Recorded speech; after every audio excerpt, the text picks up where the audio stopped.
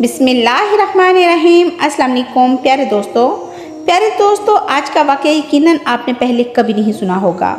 Facebook पर इसको 44 million लोगों ने बेहद पसंद किया।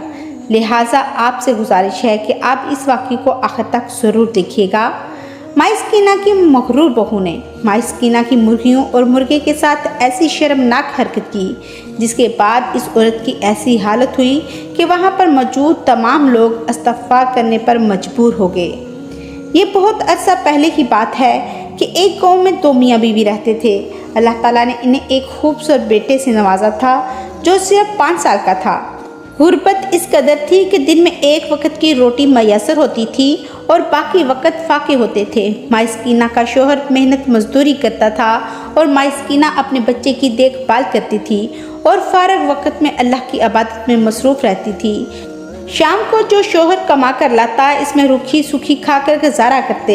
एक दिन माइस्कीना ने अपने शोहर से कहा, क्यों ना मैं भी लोगों के घरों में काम करना शुरू कर दूं, ताकि आमदनी भी हो और तुम्हारा कुछ बोझ भी कम हो जाए। मगर शोहर ने जवाब दिया, मैं मर तो नहीं गया, अभी जिंदा हूँ।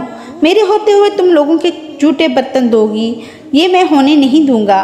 पहले मैं दिन को काम करता था, अब रात को भी मजदूरी कर लिया करूँगा, ताकि हम अपने बच्चे को पढ़ा लिखा सकें। फिर माइस्कीना ने कहा, चलो मैं घर में कुछ जानवर पाल लेती हूँ, मेरा दिल भी लगा रहेगा और आमदनी भी हो जाएगी।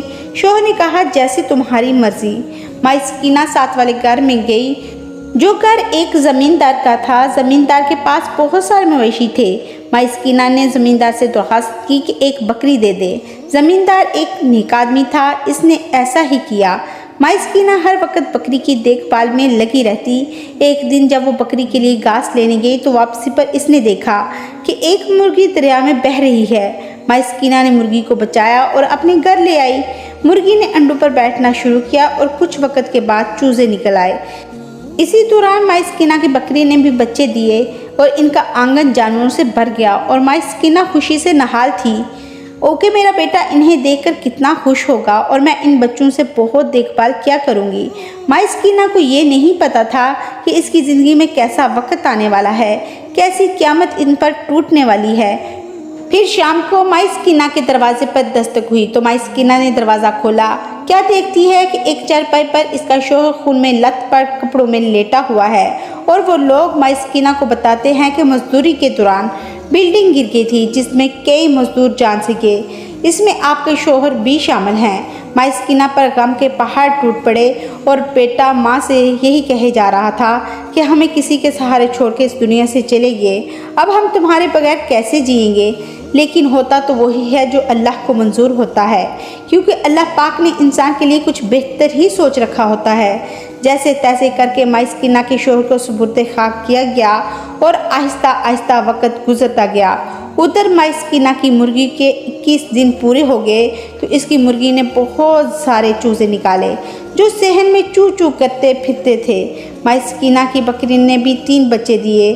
जब बच्चे थोड़े बड़े हुए तो गांव के ज़मींदार ने खुदा तरसी की और बकरी के 2 बच्चे माइस्कीना को दे दिए और एक अपने पास रख लिया। माइस्कीना को ये तो पता था कि मेरे शोहर अगर ज़िंदा होता तो मुझे कभी किसी के घर जूठे बर्तन धोने ना देता, लेकिन इसने दिल में पक्का इरादा कर लिया कि मैं इन्हीं जानवरों से अपनी रोज़ी रोटी निकालूंगी और किसी के जूठे बर्तन नहीं दूंगी। देखते ही देखते माइस्कीना का सहन बड़ी बड़ी मुर्गियों और मुर्गों से भर गया। अब मुर्गियाँ अंडे देने लग गईं और माइस्कीना इन अंडों को बेचकर अपने घर का गुजारा करने लगी। फिर भी माइस्कीना हर वक्त अल्लाह ताला का शुक्र अदा करती थी। अब इसके हालात बहुत बेहतर हो चुके थे और माइस्कीना का बेटा भी जवान हो चुका था। वो भी मेहनत मजदूरी करता था। एक दिन मजदूरी करते हुए अचानक माइस्कीना के बेटे की तबीयत ख़राब हो गई। फ़ौरन अस्पताल ले जाया गया और पता चला कि माइस्कीना के बेटे का एक गुर्दा ख़राब है। माइस्कीना को इस बात का बहुत दुख हुआ और वो रोते हुए कहने लगी, अगर मेरे बेटे को कुछ हो गया तो मैं दुनिया में जीकर क्या करूँगी। माइस्कीना ने अपना एक गुर्दा अपने बेटे को दे दिया। डॉक्टर ने बहुत समझाया कि तुम बहुत बूढ़ी हो और तुम्हारी सेहत ख़राब हो सकती है, तुम ऐसा ना करो। लेकिन माइस्कीना ने जवाब दिया, अगर मेरा बेटा ना रहा तो ज़िंदा मैं फिर भी नहीं रहूँगी, इसलिए बेहतर यही है कि मेरा एक गुर्दा मेरे बेटे को दे दिया जाए ताकि वो सलामत रहे। फिर अल्लाह की करनी ऐसी हुई कि चंद दिनों के बाद इसका बेटा तंदुरुस्त हो गया। अब माई सकीना के दिल में ये ख्वाहिश पैदा हुई कि पता नहीं मेरी ज़िंदगी कितनी बाकी है, मैं अपने बेटे की खुशियाँ देख पाऊँगी या नहीं। इसलिए माई सकीना अपने बेटे को बुलाकर कहने लगी कि मैं तुम्हारी शादी किसी नेक लड़की से करवा दूँगी। लेकिन इसके बेटे ने जवाब दिया, जिसे सुनकर माई सकीना के पाँव तले से ज़मीन निकल गई। कहने लगा, अम्मा मैंने तो शादी कर ली है, बस यही सोच रहा था कि आपको किस तरह बताऊं। माई सकीना को ये बात सुनकर बहुत दुख हुआ और अपने बेटे से कहने लगी, अगर तुमने इस लड़की से शादी ही करनी थी तो मुझे बता दिया होता, मैं खुद तुम्हारी शादी इस लड़की से करवा देती। तुम मेरे अकलौते बेटे हो, मैं भी तुम्हारी शादी की खुशियाँ देख पाती। बेटा तूने मेरे सारे अरमानों पर पानी फेर दिया है। क्या मेरे दिल में तेरी शादी का कोई अरमान नहीं था? सब तूने तोड़ डाले। माई सकीना का बेटा बोला, माँ मुझे माफ़ कर दो, मैं मजबूर था, मैं इस लड़की के बगैर ज़िंदा नहीं रह सकता था। और जब आपको इस लड़की के बारे में पता चलता तो आप कभी भी मेरी शादी पर राज़ी ना होती, क्योंकि वो लड़की आपको बिल्कुल भी पसंद नहीं थी। इसलिए मैंने मजबूर होकर छुप कर शादी कर ली। माई सकीना रोते हुए अपने बेटे से बोली, जो होना था सो हो चुका, जाओ अब मेरी बहू को घर ले आओ। माई सकीना बेचारी को ये नहीं पता था कि इसकी उल्टी गिनती शुरू होने वाली है और वो बहू जिसको बेटा बड़े प्यार से घर लेकर आया था, माई सकीना को दिन में तारे दिखाएगी, क्योंकि माई सकीना की बहू इंतहा की बदतमीज़, घुमंडी और मगरूर किस्म की लड़की थी। इसका नाम जरीना था। घर आते ही इसने माथे पर त्योड़ी चढ़ाना शुरू कर दी और अपने शोहर से कहने लगी, ये तुम्हारा घर है या जंगल का बाड़ा?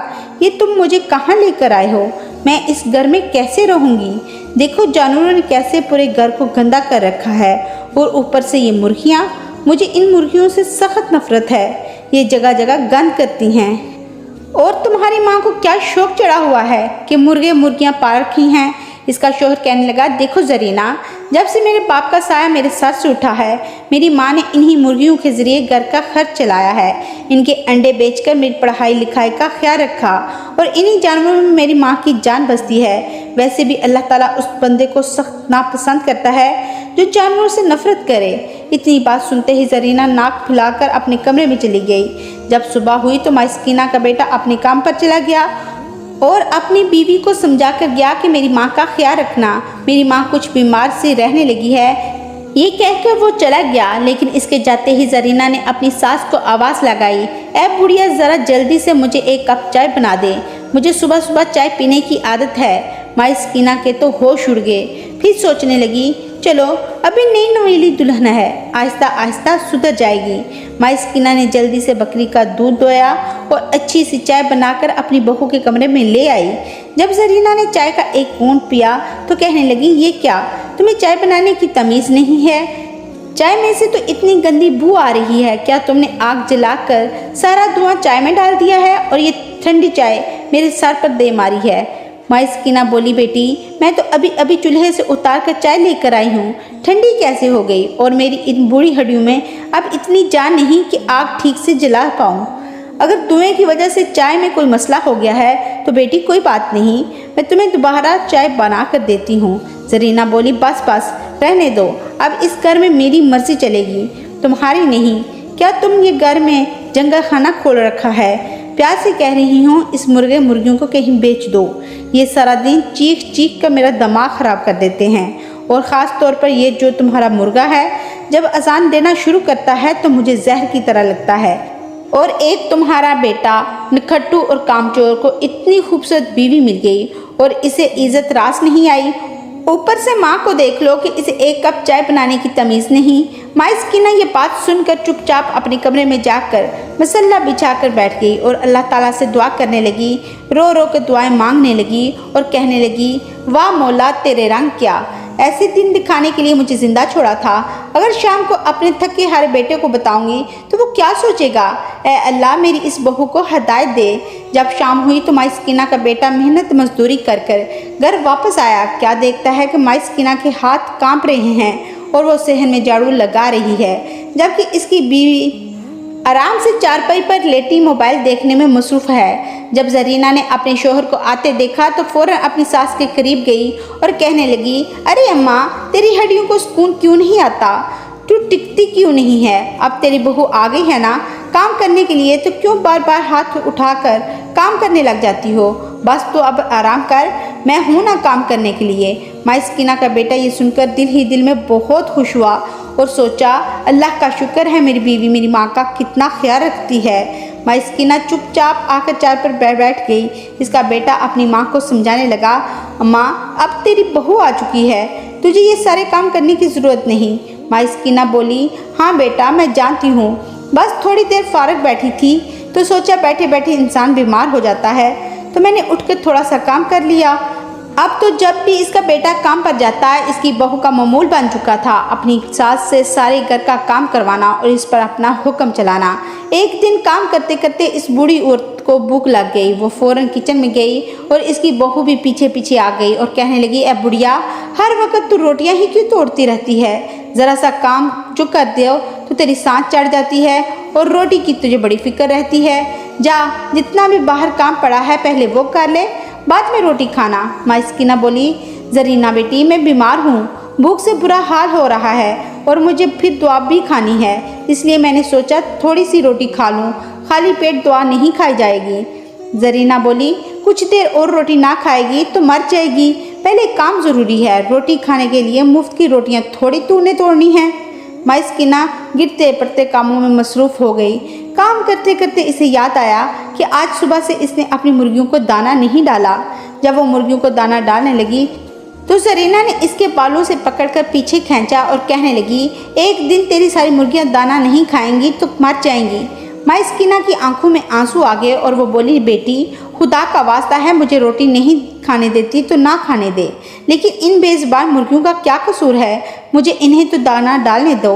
देखो ना तुम इनके अंडे कितने शौक से खाती हो, इनको दाना भी तो डालना चाहिए।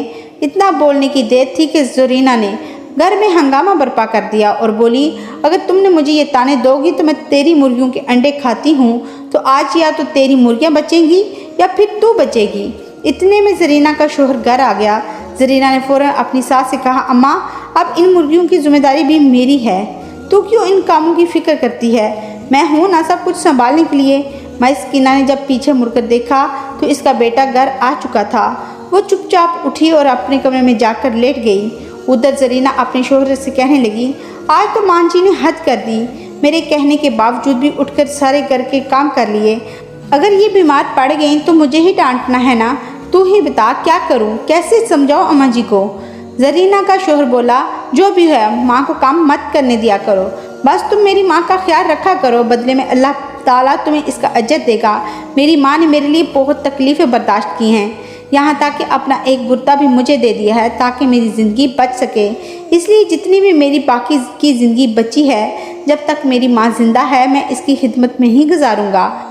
फिर वो शोहर अपनी बीवी से कहने लगा, मुझे इस बात की बहुत खुशी है कि तुम जैसी नेक बीवी मेरी माँ का इतना ख्याल रखती है। अगले दिन जरीना की कुछ दोस्तें इससे मिलने आई। जरीना फ़ौरन इन्हें अपने कमरे में ले गई और सब ने मिलकर खूब हंगामा किया। इतने में माइस्कीना इन दोस्तों के लिए चाय बना कर लाई। जरीना की एक दोस्त बोली, जरीना तेरी इतने बुरे दिन आ गए हैं कि तूने नौकर भी कंगाल रखे हुए हैं। जरीना मुस्कुरा कर बोली, अरे नहीं, ये तो मेरी सास है, तुम लोगों को तो पता है मैं शुरू से ही कितनी समझदार हूँ, मुझे मुफ्त नौकरानी मिल गई, भला इसे कैसे जाने दे सकती हूँ। माइस्कीना चुपचाप रोते हुए अपने कमरे में चली गई। जरीना की दोस्तें हंसी मजाक में मसरूफ़ रहीं। इतने में माइस्कीना के मुर्गे ने अजान दी। जरीना की दोस्तें चिढ़कर बोली, ये क्या मुसीबत है, हम किस जंगल में आ गए हैं, ये क्या है? जब भी वो बात करने लगती तो मुर्गे की अजान की आवाज़ आती तो वो जरीना को बुरा भला कहने लगती। जरीना को बहुत गुस्सा आया। इसने कहा, तुम लोग बैठकर बातें करो, मैं अभी आती हूँ। फिर जरीना ने एक बड़ा सा डंडा उठाया और गुस्से से मुर्गे के सर पर दे मारा। वो बेज़ुबान मुर्गा तड़प तड़प कर वहीं मर गया। जरीना वापस अपने दोस्तों के पास आकर कहने लगी, देखो सब कुछ मेरे कंट्रोल में है, जैसा चाहूँ वैसा कर सकती हूँ, ये मुर्गा भी अब कभी अजान नहीं देगा। सब दोस्तें ज़ोर ज़ोर से हंसने लगी। जब वो जाने लगी तो देखती हैं कि माइस्कीना मुर्गे के पास बैठी रो रही है और मुर्गे के सर से खून बह रहा है। वो औरतें हंसती हुई माइस्कीना का मजाक उड़ाने लगीं और चली गईं। माइस्कीना का दिल जैसे टूट गया हो। वो जानवर से बहुत मोहब्बत करती थी। आज इसका सब्र जवाब दे चुका था।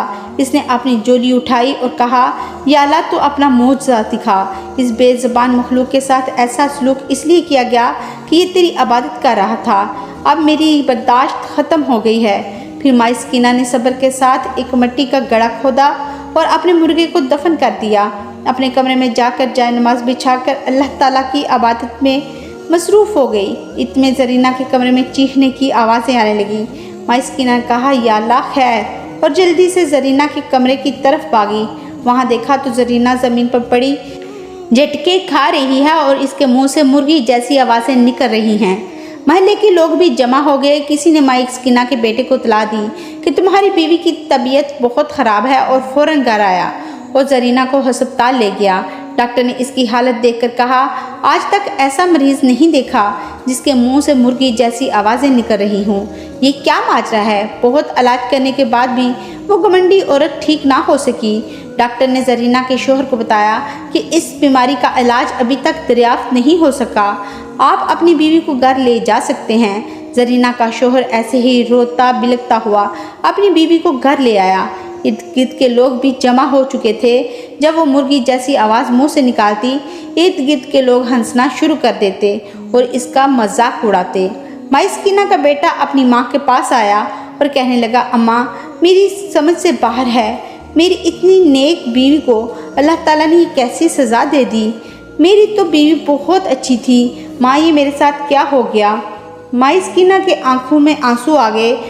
फिर माँ स्कीना रोते हुए अपने बेटे को अपनी बहू की सारी हकीकत बताई। बेटा, तेरी बीवी मेरे साथ नौकरों से भी बदतर सलूक करती थी। बस यही नहीं, वो ना तो मुझे रोटी खाने को देती थी, ना दवाई वक़्त पर लेने देती थी और ना ही मुझे मेरी मुर्गियों को दाना डालने देती थी। यहाँ तक कि जब मुर्गा अजान देता तो वो तब ही मुझे आकर पीटना शुरू कर देती कि ये क्या तुमने जंगल खाना खोल रखा है? मैं तुम्हारे इस मुर्गे को जान से मार दूंगी, वरना तुम इसे अजान देने से रोक लो। बेटा, वो तो बेजुबान जानवर अल्लाह की इबादत करता है, अल्लाह के हुक्म से अजान देता है।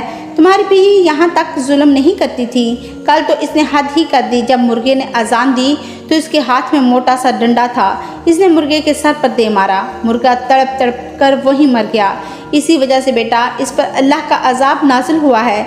इसने मेरे दिल को छन्नी किया है। मैं इसे बहुत समझाती रही, बेटा, अल्लाह के कहर से डरो, लेकिन ये बिल्कुल भी बाज ना आई और जानवरों के साथ दुश्मनी निकालती रही।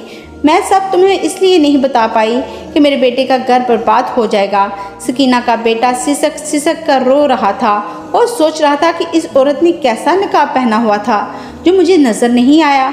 बेटे ने कहा, प्यारी माँ, अगर आप मुझे पहले ये सब कुछ बता देती तो मैं आपके लिए 100 बीवियाँ कुर्बान कर देता। माँ, मुझे माफ़ कर दें, मैं अभी और इसी वक्त अपनी जालिम बीवी को तलाक दे दूँगा।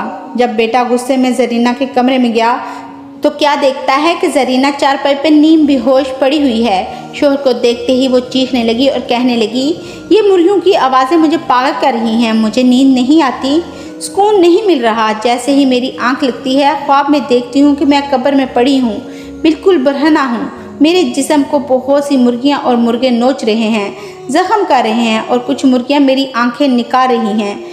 मुझे सुकून नहीं आता, मैं बहुत बेचैन हूँ, इसलिए सो नहीं पा रही। ज़रीना का शोहर बोला, आज तुम्हारे चेहरे से निकाब उतर चुका है। जो हरकतें तुमने की हैं, मेरी माँ ने मुझे सब कुछ बता दिया है। तुम्हारे साथ जो कुछ भी हो रहा है, ये तुम्हारी गलतियों की सज़ा है और अभी जो सज़ा तुम्हें सुनाने वाला हूँ वो सुनकर तुम्हारे होश उड़ जाएंगे। मैं तुम्हें अभी और इसी वक्त तलाक देता हूँ। ये अल्फाज सुनते ही ज़रीना की जान निकल गई और वो इस दुनिया से चल बसी। मरने के बाद ज़रीना का जिस्म नीला पड़ चुका था। शोहर इसके पास बैठकर कहने लगा, काश तुम इन बेज़ुबान जानवरों और मेरी मासूम माँ के साथ इतना जुल्म ना किया होता। आज तुम इस बीमारी का शिकार होकर इतनी बुरी मौत ना मरती। अब आगे जो कुछ तुम्हारे साथ होगा वो तुम्हारा और तुम्हारे रब का मामला है। ज़रीना को कफन और गुस्ल देने के बाद सुबुर्द खाक कर दिया गया। प्यारे दोस्तों, आपको ये वीडियो कैसी लगी? अगर अच्छी लगी है कमेंट बॉक्स में ज़रूर बताइएगा। मज़ीद ऐसे वाक़यात सुनने के लिए आप मेरे चैनल को सब्सक्राइब करें और मेरी फैमिली का हिस्सा बनें। शुक्रिया।